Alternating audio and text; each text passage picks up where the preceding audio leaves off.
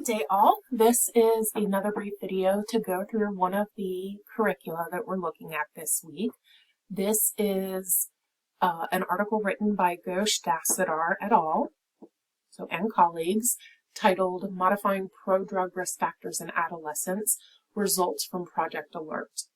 And this is a paper looking at the outcomes. They wanted to look at the impact of this specific drug prevention program, Project Alert, and they were looking at middle school students in the Midwest.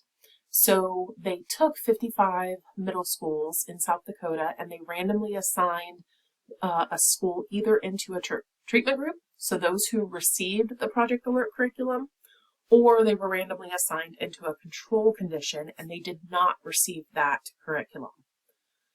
For those in grade 7, they received 11 lessons, and those in grade 8 received 14.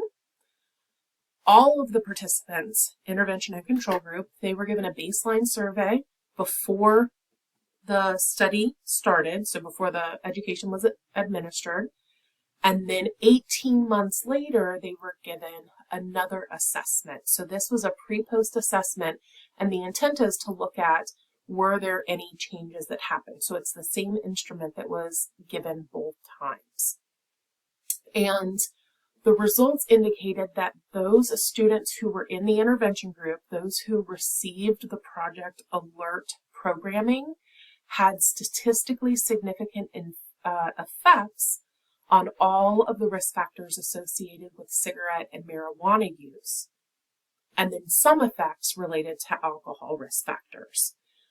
This helps students regardless of their level of risk, and it was essentially found to be a helpful curriculum that can help provide protective factors for middle school students with regards to substance abuse.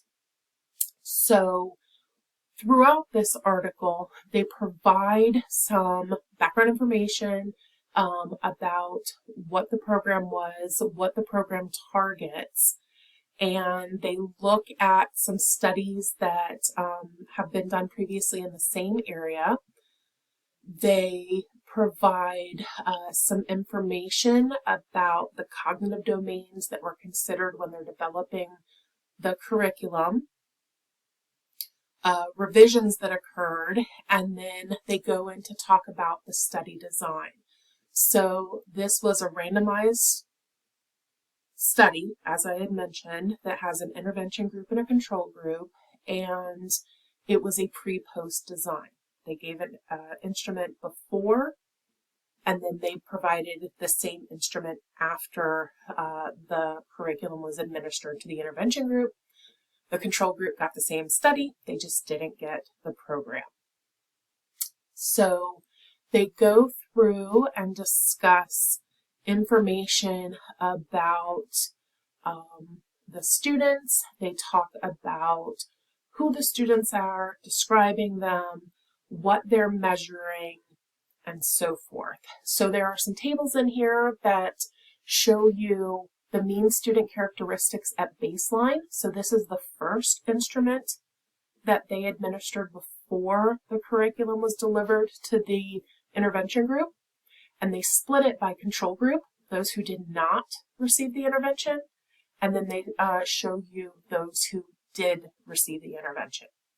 And these are the characteristics or the risk factors that they're looking at, and they describe what that looks like based on which group the participants are in.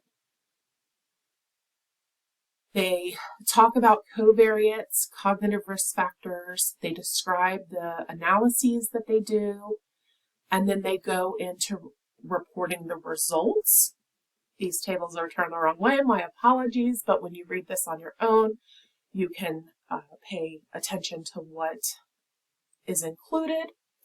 And then we get down into the discussion, and they talk more in depth about what was successful in this program, what risk factors were positively impacted, and so forth.